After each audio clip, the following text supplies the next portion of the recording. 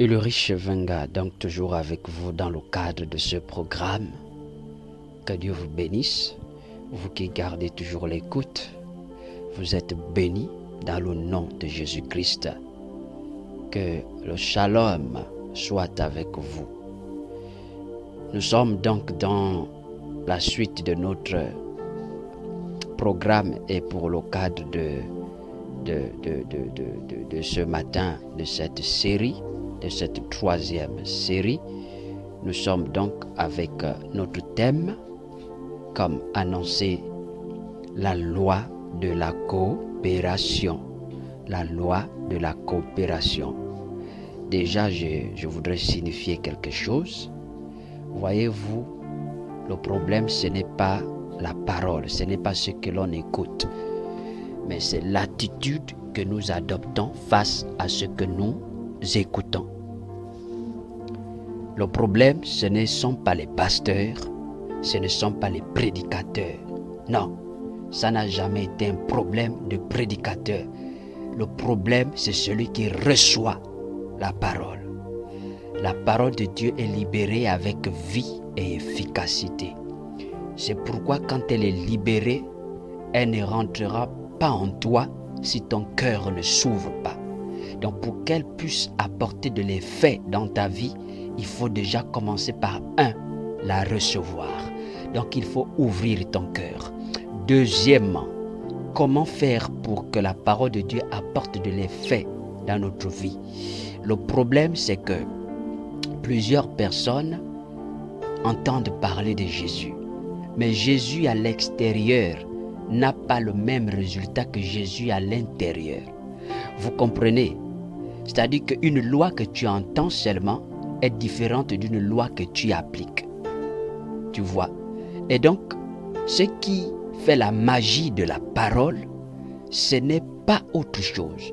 La magie de la parole se trouve dans son application. Certaines personnes ont écouté les mêmes messages et n'ont pas eu les mêmes résultats. Certains ont reçu une parole et qui sont demeurés les mêmes. D'autres, étant rentrés au contact de cette parole, de cette même parole, ont vu leur vie être transformée. Pourquoi? Parce qu'elles ont accepté la parole. Toi qui m'écoutes, commence donc par accepter la parole. De là où tu te trouves, et considère que la parole est au-dessus de toute chose. En fait, il n'y a rien d'autre si ce n'est la parole. C'est pourquoi, pour que cette parole produise du fruit dans ta vie, ce que tu as à faire, premièrement, c'est de la recevoir. La suite de ce programme aura un impact considérable dans la vie de toutes les personnes qui auront déjà reçu Christ dans leur vie. C'est pourquoi de là où tu te trouves, si tu n'as pas Christ dans ta vie, commence donc par répéter cette prière. Seigneur, je te bénis pour ta parole. Merci de ce que tu es venu mourir à la croix pour moi. Je me recommande donc à toi. Merci d'avoir porté mon péché et merci de m'avoir pardonné. Aujourd'hui, je t'accepte dans ma vie comme Seigneur et Sauveur personnel. Je voudrais désormais marcher avec toi. Je te reçois dès aujourd'hui, Jésus-Christ. Amen. Pour toi qui viens d'écouter, donc autre chose que tu as à faire, c'est tout simplement me contacter par le 077 64 73 21 pour plus de directives à ton endroit. Deuxièmement, tu peux te rapprocher d'une église, encore moins des hommes de Dieu juste à tes alentours. Que Dieu te bénisse. Nous poursuivons la loi de la coopération. Voyez-vous, il n'y a aucune société qui soit capable de fonctionner sans loi. La société est régie par des lois. Rien ne fonctionne sans des lois. Les lois ont été mises en place pour pouvoir définir le mode de fonctionnement des humains. Sans loi, il n'y a pas de vie Sans loi, il n'y a pas d'ordre.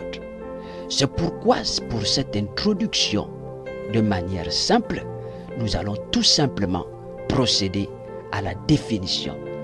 Je vais tout simplement faire une approche définitionnelle à ton endroit.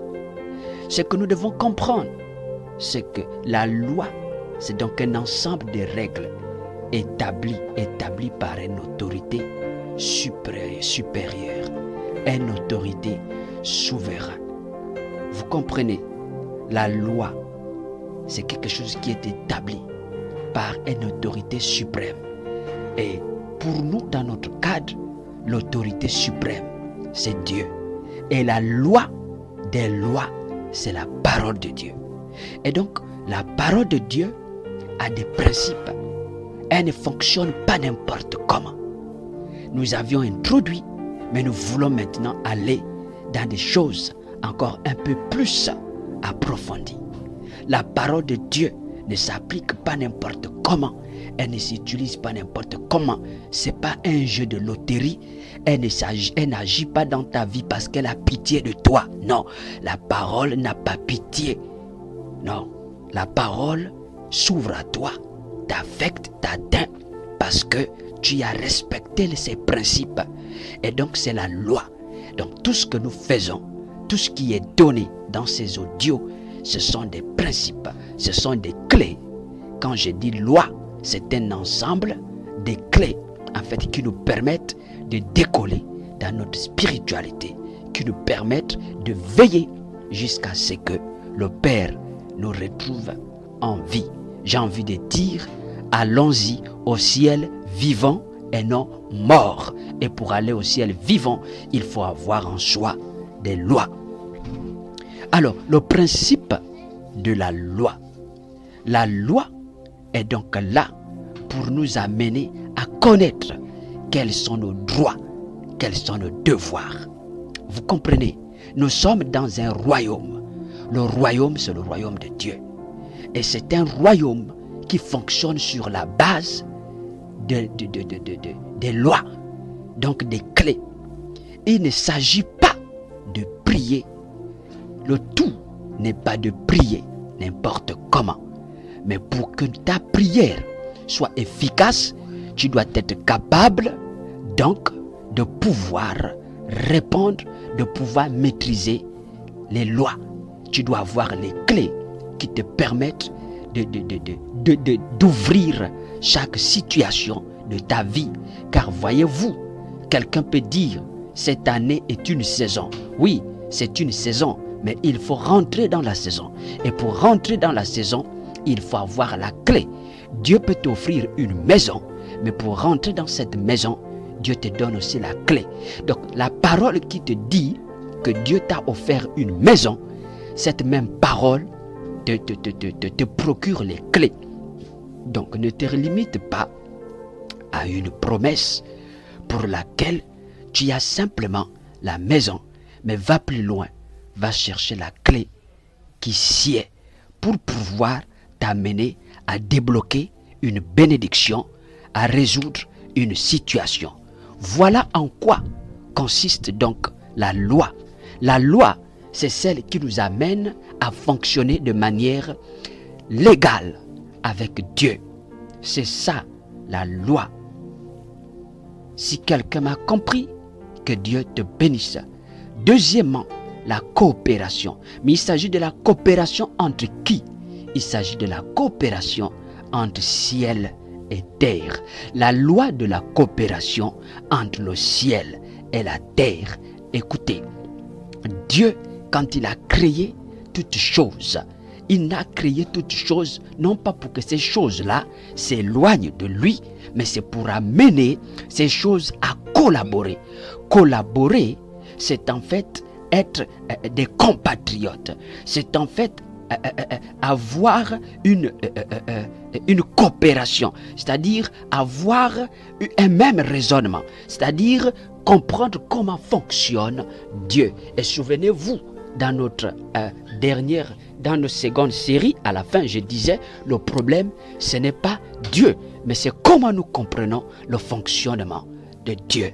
Voilà, donc tout au long de cette série, prêter attention parce que ce qui va suivre serait pour nous amener à comprendre comment le royaume de Dieu fonctionne. Tu as longtemps demandé à Dieu. Maintenant, à partir de ce moment, tu dois comprendre comment ça fonctionne. Comment est-ce que ça marche? Si tu m'as saisi, que Dieu te bénisse de là où tu es. La loi de la coopération.